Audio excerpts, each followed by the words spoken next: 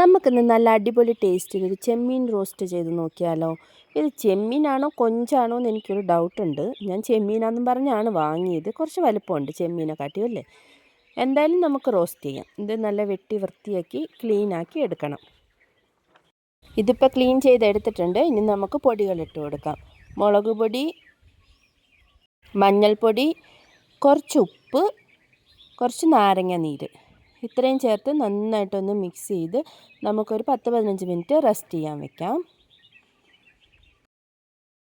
ഇനി നമുക്കിതൊന്ന് ഫ്രൈ ചെയ്തെടുക്കാം. ഒരു പാൻ സ്റ്റൗവിൽ വെച്ച് നമുക്ക് കുറച്ച് വെളിച്ചെണ്ണ ഒഴിച്ച് ഇതെല്ലാം ഒന്ന് പെറുക്കി വെച്ച് ഫ്രൈ ചെയ്തെടുക്കാം. ഓരോ സൈഡും ഒരു 5-6 മിനിറ്റ് വീതം വെച്ച് വേവിക്കാം.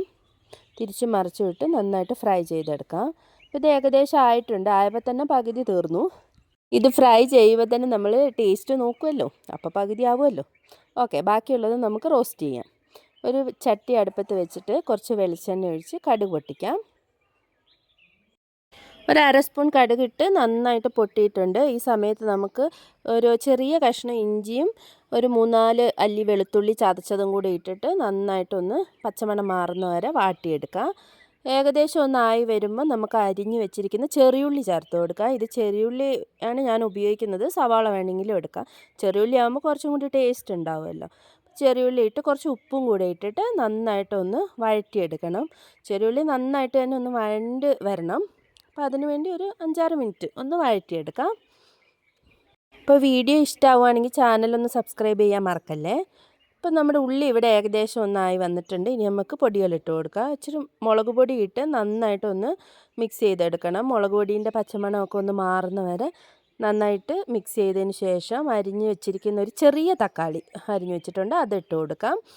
അതിട്ട് നന്നായിട്ടൊന്ന് വഴറ്റി തക്കാളിയൊക്കെ ഇങ്ങനെ ഉടയുന്ന പരുവാവണം. അതുവരെ വഴറ്റിയെടുക്കണം. ഒന്ന് ഇളക്കി കൊടുത്ത് മൂടി വെച്ച് വേവിച്ചെടുക്കാം. അപ്പം നമ്മുടെ തക്കാളിയൊക്കെ ഇവിടെ ഇങ്ങനെ ഒന്ന് വഴണ്ട് വന്നിട്ടുണ്ട്. ഇത് നന്നായിട്ടൊന്ന് ഉടയുമ്പോൾ കുറച്ച് വെള്ളം ഒഴിച്ചു കൊടുക്കുക. ആ വെള്ളത്തിൽ കിടന്ന് തക്കാളി ഒന്നും കൂടി ഒന്ന് വേകട്ടെ.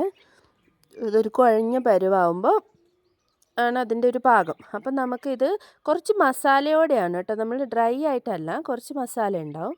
ഇനി നമുക്കതിലേക്ക് നമ്മുടെ കൊഞ്ചിട്ട് കൊടുക്കാം. കൊഞ്ചല്ലല്ലോ, ചെമ്മീൻ. ഓക്കെ, ചെമ്മീൻ ഇട്ട് കൊടുക്കാം. ഇത് നന്നായിട്ടൊന്ന് ഇളക്കി മൂടി വെക്കണം. ഒരു 5-6 മിനിറ്റ് ആവിയിലിരുന്ന് തീ കുറച്ച് വെക്കണം തീയെ. എന്നിട്ട് അതൊന്ന് ആവിയിലിരുന്നൊന്നാവട്ടെ. ഇനി നമുക്ക് കുറച്ച് കറിവേപ്പില, കുരുമുളക് പൊടി, ഒരു നുള്ള് ഗരം മസാല ഇതും കൂടി ഇട്ടൊന്ന് ഇളക്കി കൊടുത്തിട്ട് ഒന്ന് മൂടി വെച്ച് ആവി കയറ്റിയെടുക്കാം. അവസാനം കുറച്ച് പച്ച വെളിച്ചെണ്ണയും കൂടി ഒഴിച്ച് കൊടുത്താൽ നമ്മുടെ അടിപൊളി കൊഞ്ച് റോസ്റ്റ് ഇവിടെ റെഡിയായി. അപ്പോൾ എല്ലാവരും ട്രൈ ചെയ്ത് നോക്കണേ. വീഡിയോ ഇഷ്ടമായെങ്കിൽ ചാനൽ സബ്സ്ക്രൈബ് ചെയ്യാനും ലൈക്ക് ചെയ്യാനും മറക്കല്ലേ. നിങ്ങളുടെ കമൻറ്റൊക്കെ ഒന്ന് അറിയിക്കണേ. അപ്പോൾ അത്രയേ ഉള്ളൂ. ബൈ.